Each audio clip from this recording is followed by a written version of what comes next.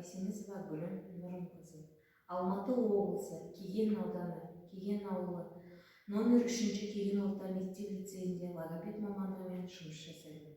Менің мамандығым ерекше мамандық. Сабақты бастамас бұрын тыныс алу жаттығулары мен артикуляциялық жаттығуларды жасайық. Ал мына көкіректерді гүлге қондыру үшін үрлейік. Қатты тыныс алып, ал әлі апайға қарап қайталаймыз. Аузыңды апайың несі, соны жасаймыз. Шүкірлейміз. Шүкірле.